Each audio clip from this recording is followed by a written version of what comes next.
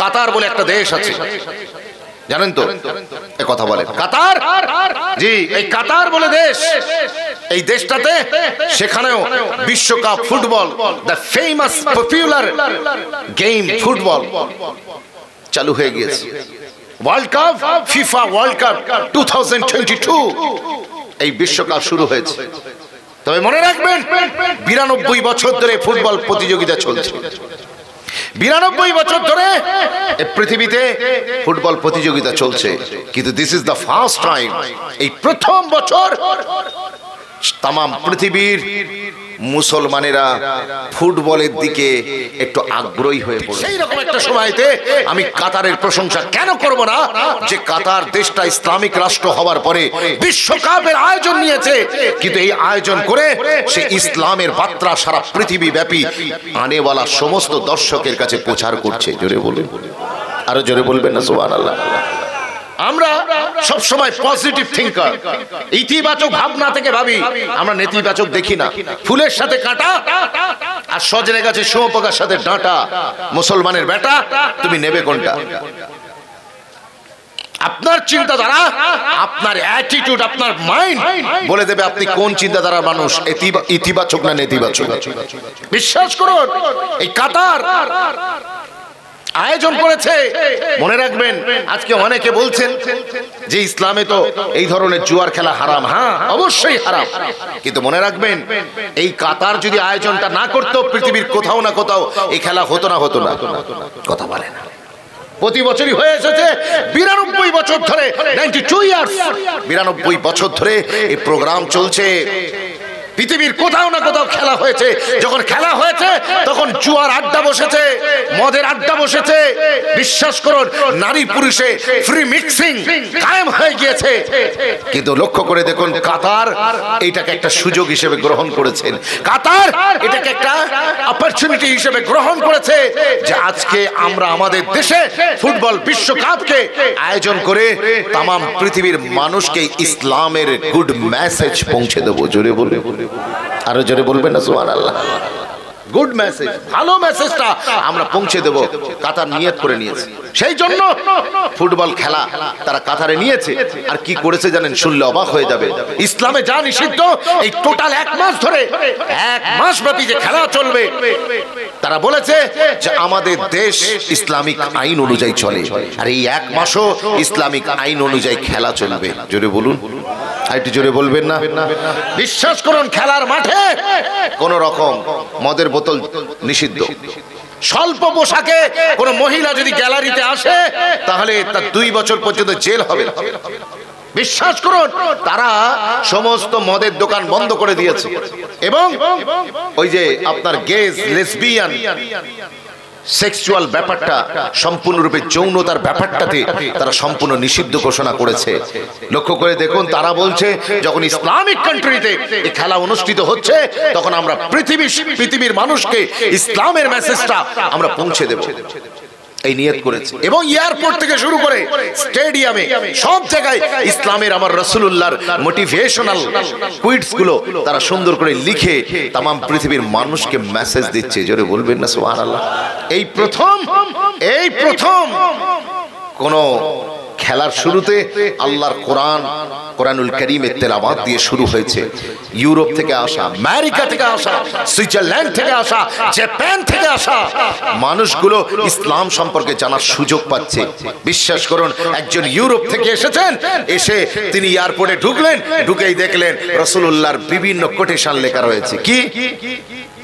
মান লা ইয়ারহাম লা ইউরহাম, যে ব্যক্তি কাউকে দয়া করে না, তার প্রতি আল্লাহ দয়া করেন না। জোরে বলুন।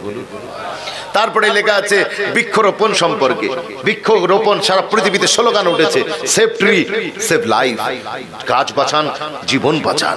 আমার রাসূলুল্লাহর হাদিসে সম্পর্কে কি আছে? মামিন মুসলিমিন ইয়াগরিসু গারসান, কোন মুসলমান যদি কোনো গাছ লাগায় আর সেখান থেকে যদি কোনো পাখি সেই গাছের ফল খেয়ে ফেলে, কোন মানুষ যদি চুরি করে নেয় ফল, তার এই শ্রমকে বৃথা আল্লাহ যেতে দেবেন না। এই বৃক্ষরোপণ যে করেছে, আমার আল্লাহ তার নামায় আমলে এই পাখি ফল খেয়ে নেবার কারণে আল্লাহ তার নামায় আমলে সাদকার সওয়াব লিখবে। জোরে বলুন। এই হাদিসে তারা টাঙিয়ে দিয়েছে, সারা পৃথিবীর মানুষ মেসেজ পাচ্ছে। আজ WHO তাম পৃথিবীকে বলছে যে তোমরা পরিবেশ বান্ধব হও। জি, পরিবেশ সংস্থাগুলো তারা মানুষকে বলছে যে তোমরা পরিবেশ বান্ধব হও, পরিবেশ না বাঁচালে মানুষ বাঁচবে না। বিশ্বনবীর এই বার্তা ইউরোপের লোকেরা এসে দেখছে, যারা ইসলামকে টুইন টাওয়ার হামলা দিয়ে চেনে, যারা ইসলামকে লাদেনকে দিয়ে চেনে, যারা ইসলামকে আল কায়দা দিয়ে চেনে, আজকে কাতারের গভর্নমেন্ট তাদেরকে রাসূলুল্লাহর বাণী দিয়ে, কোরআন তেলাওয়াত দিয়ে ইসলামকে চেনানোর চেষ্টা করেছে। আরেকবার জোরে বলবেন না সুবহানাল্লাহ? This is the positive side. I really appreciate it. বিশ্বাস করুন, এটাই হচ্ছে একটা ইতিবাচক দিক যেটা আমার ভালো লেগেছে। বাকি তো খেলার ব্যাপারটা আপনারাও জানেন, আমিও জানি, নতুন কিছু নয়। কিন্তু এই খেলা যদি অন্য দেশে হতো তাহলে এই বার্তা দেওয়ার সুযোগ হতো না। বিশ্বাস করুন, প্রতিদিন পৃথিবীর বিখ্যাত ইসলামিক স্কলার, তার সাথে আমাদের আকীদাগত মানহাজগত পার্থক্য থাকতেই পারে, কিন্তু মনে রাখবেন পৃথিবীর কম্পারেটিভ রিলিজিয়নের উপরে যিনি স্টাডি করে পৃথিবীর অন্যতম ইসলামিক শ্রেষ্ঠ স্কলার, নাম ডক্টর জাকির নায়েক। এই ডক্টর জাকির নায়েককে এভরি সিঙ্গেল ডেতে ওই ফিফার ফুটবল অনুষ্ঠানে প্রতিদিন এই কোরআন হাদিসের উপরে ইসলামের ভালো মেসেজ নিয়ে তাকে লেকচারের সময় দেওয়া হয়েছে। বিশ্বাস করুন, আমার উম্মিদ আশা যে এতে একটা তাম পৃথিবীতে একটা ভালো বার্তা যাবে ইসলাম সম্পর্কে। তাদের যে নেতিবাচক চিন্তাধারা, মুসলমান টুপি দাড়ি মানেই সন্ত্রাসী, মুসলমান ইসলাম মানে একটা গোড়া রক্ষণশীল ধর্ম, এই সব কিছুকে একটা ভালো পজিশনে আনার একটা প্রচেষ্টা করাই তো যেতে পারে। কথা ঠিক না ভুল? জি, তারা এই উদ্যোগ নিয়েছে, আমি অত্যন্ত এটার ব্যাপারে খুবই খুশি।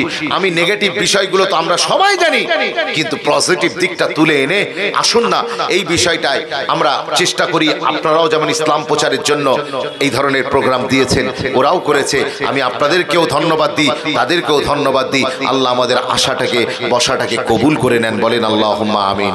মনে রাখবেন, সময় চলে গেলে সব জিনিসের কদর কমে যায়, সময় পার হলে সব জিনিসের কদর কমে যায়। বৃষ্টি থেমে গেলে ছাতাটাকে বোঝা বলে মনে হয়, সময় চলে গেলে সব জিনিসের কদর কমে যায়। বৃষ্টি থেমে গেলে ছাতাটাকে বোঝা বলে মনে হয়, কালি ফুরিয়ে গেলে কলমটা ডাস্টবিনে জমা হয়, বাসি হয়ে গেলে প্রিয়জনের দেওয়া ফুলটা নর্দমায় গড়াগড়ি খায়। সময় পার হয়ে গেলে সব জিনিসের কদর কমে যায়। আজকে যেটা জান্নাতের বাগান, আগামীকাল এটাই হবে আপনাদের গড়াবাদের খোলা ময়দান। কথা ঠিক বলছি না ভুল বলছি?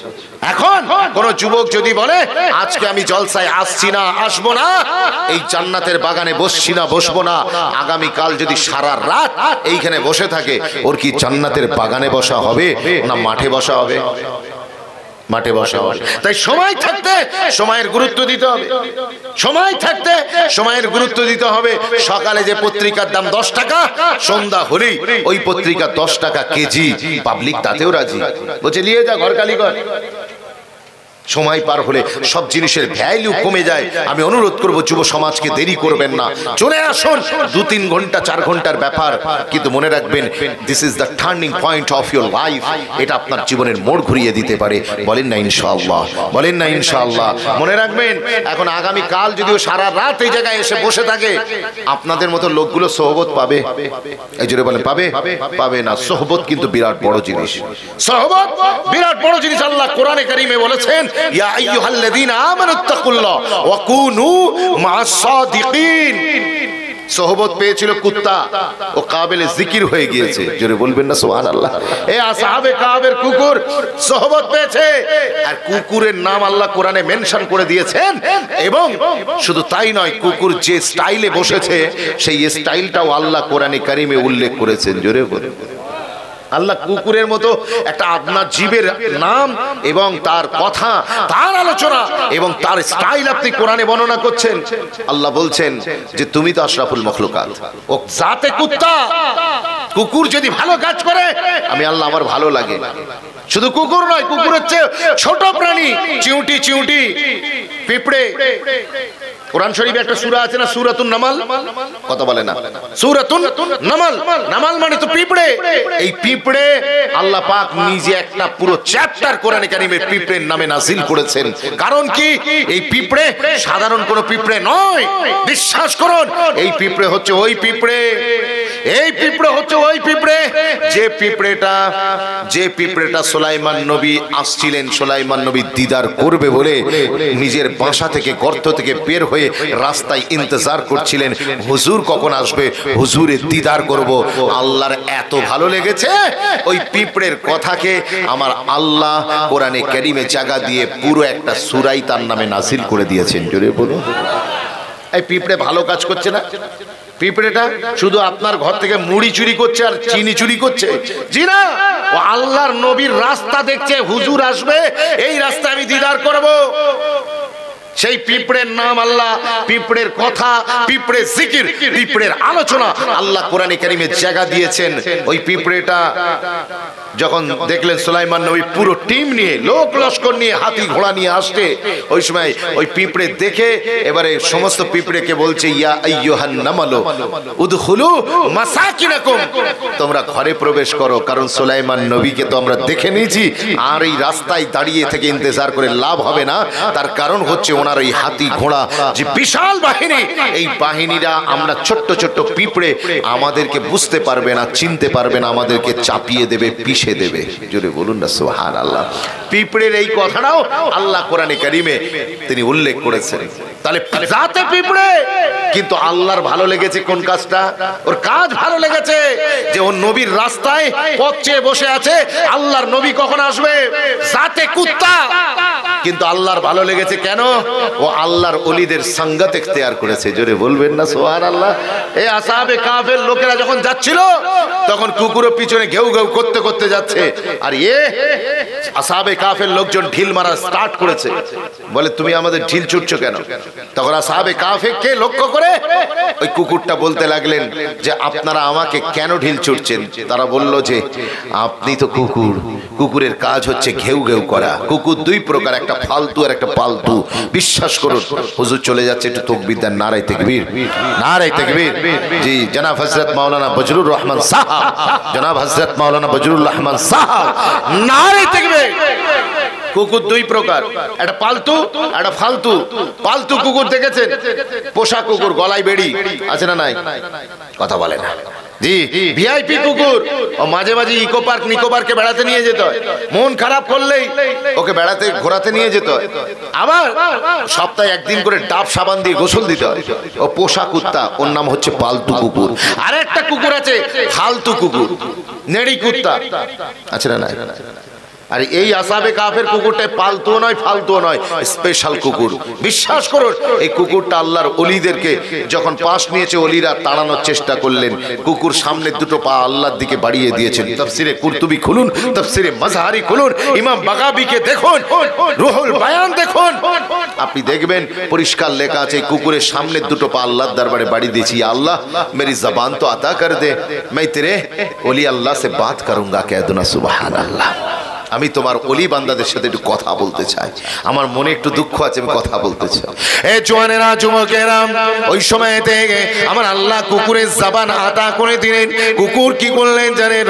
কুকুর আসহাবে কাফের লোকেদেরকে বলতে লাগলেন, আপনারা আমাকে তাড়াচ্ছেন কেন? বলে, তুমি হলে জাতে কুত্তা, তোমার কাজ হলো, তোমার হ্যাবিট হলো, তোমার নেচার হলো, তুমি ঘেউ ঘেউ করবে। আমরা জালিম বাদশার চোখাড়িয়ে আমরা একটু গুহার ভিতরে আশ্রয় নিতে চাই, তুমি যেখানে যাবে ঘেউ ঘেউ করে আমাদেরকে জানান দিয়ে দেবে, সেই জন্য তোমাকে ভাগাচ্ছি।